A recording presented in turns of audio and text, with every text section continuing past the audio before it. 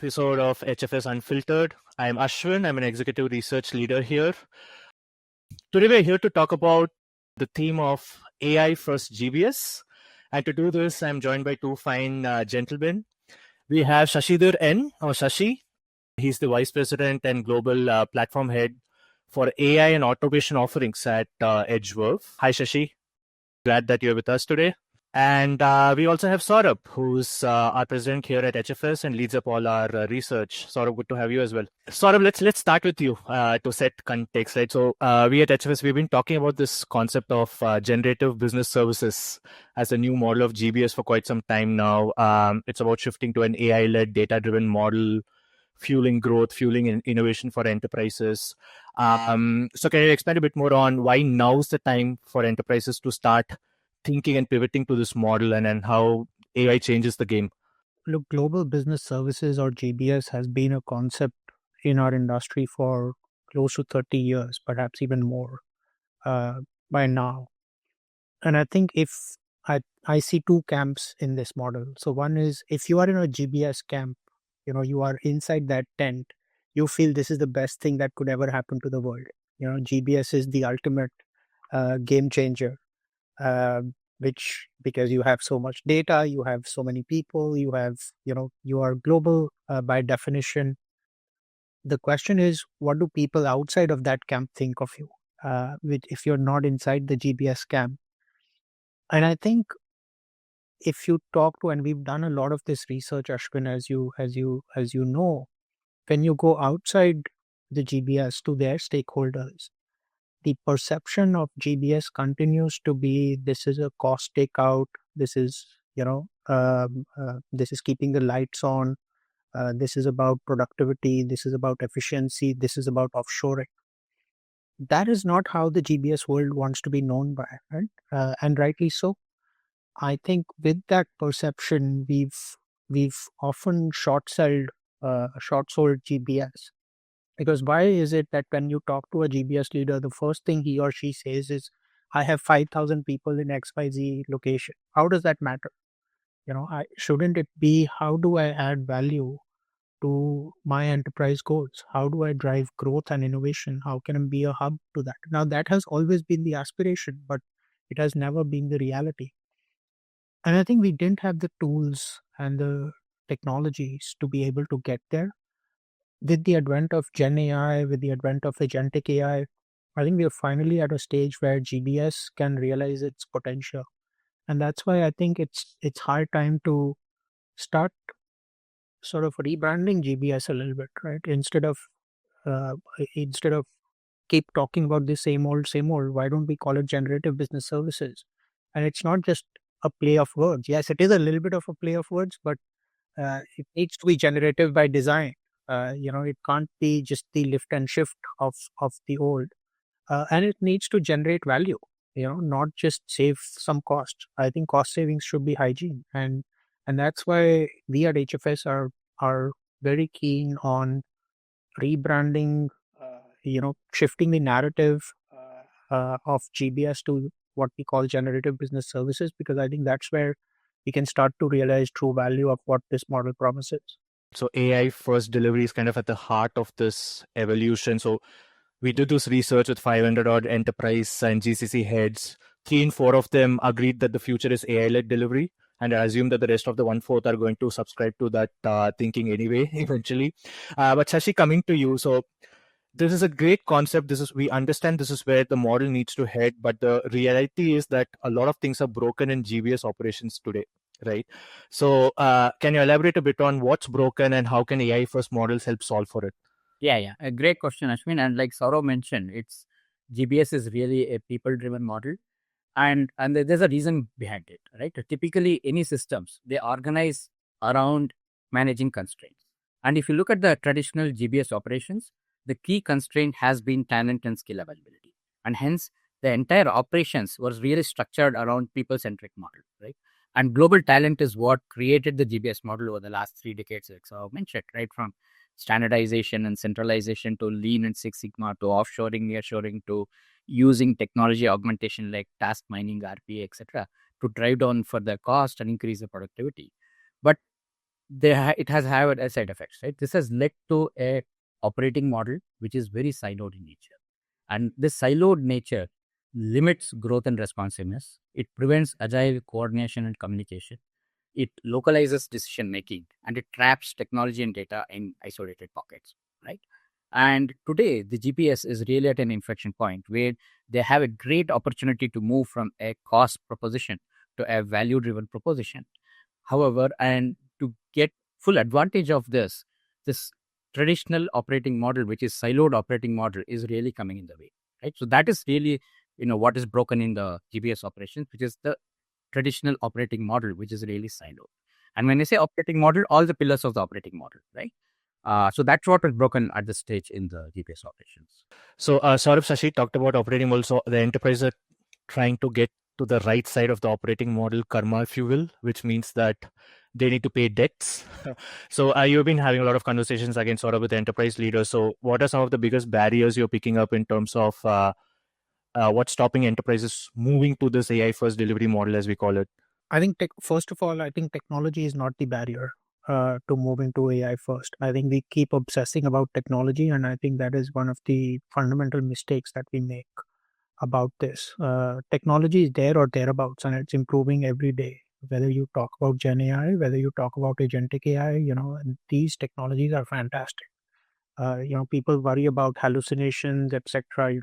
These technologies are hallucinating 3 or 4% of the time. Our people are hallucinating 50% of our time, right? So why are we so worried about those kind of things? But I think the challenges are, as you rightly mentioned, Ashwin, the enterprise debts. One is obviously the most often talked about is the technical debt, and that is a real challenge, because if you have a spaghetti of systems and if you introduce even a small sort of intervention in that, it creates a butterfly effect that's hard to manage. But beyond the technical debt, I think there is a huge amount of data debt that our enterprises have. People, it's not about we don't have data. It's about we don't have data which is ready for AI. And I think that is I feel for every dollar that's spent on AI, you need to spend about $3 on your data readiness to be ready. There is a process debt, and we've learned this lesson every time a new technology comes into play. Is we keep throwing the technology at a broken and old process, and all it results is slightly better, slightly cheaper, maybe slightly faster processes, but fundamentally the process is still broken, right? So that's not transformation. And I think there is a cultural debt, and I think Shashi made a fantastic point around silos. I call it the moral hazard. uh, and what that means is, you have one team which benefits, but there's another team which pays for it. And how does that work? Because that's why IT and business never work with each other. IT is like, why should I fund an initiative that business will benefit for? And till we align the incentives for organizations to work together, it's not going to work. There's another cultural issue of people are not embracing these technologies, AI. If you there is such a large amount of productivity obsession, especially in the GBS world. And when you just talk about productivity and headcount, if I'm a GBS employee, I'm like, why should I work on this initiative? Because my job is on the line. Why should I help this thing? So I think we have to. It's not the technology is not ready. I think we are not ready in terms of our data. We're not ready in terms of our processes. We're not ready in terms of our technology spaghettis. We're not ready culturally, and incentive alignment is a big issue. And I think that's why 9 out of 10 of these initiatives with best intentions don't move forward. And Shashi, the issues that Saurabh talks about, it almost comes to the point around how can you solve for all of this through a unified platform-based approach. So can you take us through in terms of how the EdgeVerve OSM platform is helping your clients address some of these challenges, and if you could also help bring this to life through a brief case study, that will be really useful, right? How impact was delivered. Sure.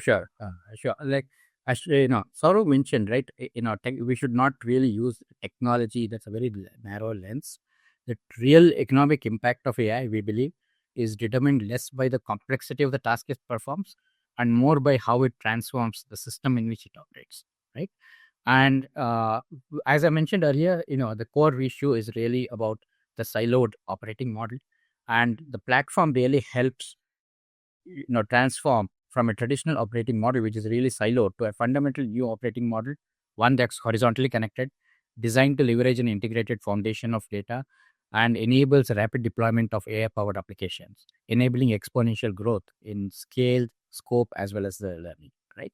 And as a GBS or any enterprise go through this transformation, right, from business augmentation, where they use AI just as a technology, to a business transformation, where they use AI as a process enhancer, to a business reinvention, where AI becomes the core DNA of the organization.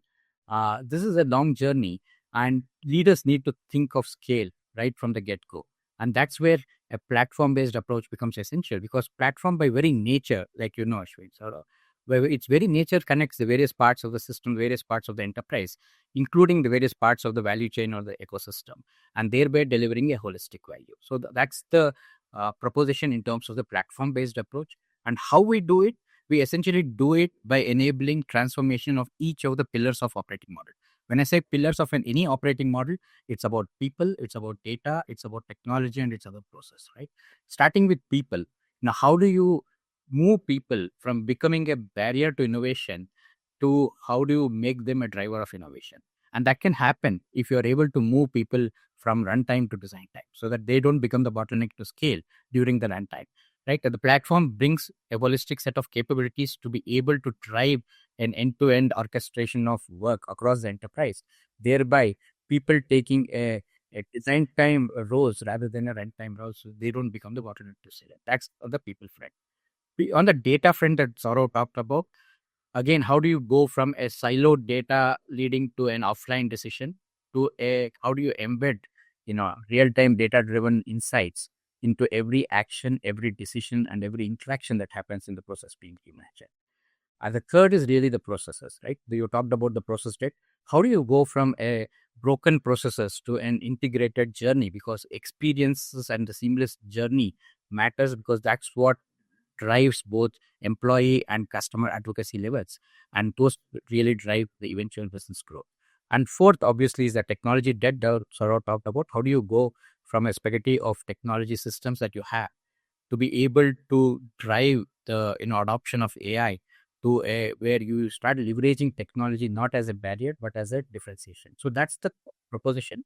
To give an example, for a logistics major, when we the solution that we implemented, operations and service management, what we call as an OSM, powered by EdgeVerve ANX platform, we were able to reimagine their entire customer care operations, which is very, very complex. We are talking of scale of 200,000 transactions per day, right? That's the kind of scale, right from when a particular booking order hits their or a GBS organization, either through emails or through EDI or through various other forms, to reading the emails, to understanding the intent, doing the categorization and classification, creating the case, and automating where possible. And if humans have to be in the loop, or automatically doing the smart allocation based on the skills, based on the availability, based on the shifts, etc. Thereby doing an end-to-end orchestration. So that's the proposition that we did, and this had a significant benefit in terms of a lot of these standard operating procedures were really not codified. They were all asset knowledge in the heads of the people. We were able to transform that into almost like a semantic twin, and through which we were able to help the customer scale. So typically when you say scale, you say let's standardize, only then you scale. Here we were able to achieve personalization at scale, so that they are able to provide personalized business rules for individual customers and still be able to scale. So that's a core proposition to platform. Yep. No, impressive. Thanks so much for sharing that, Shashi. So clearly the GBS story remains strong, but it needs to evolve. I think we're taking away that this is going to be an operating model change.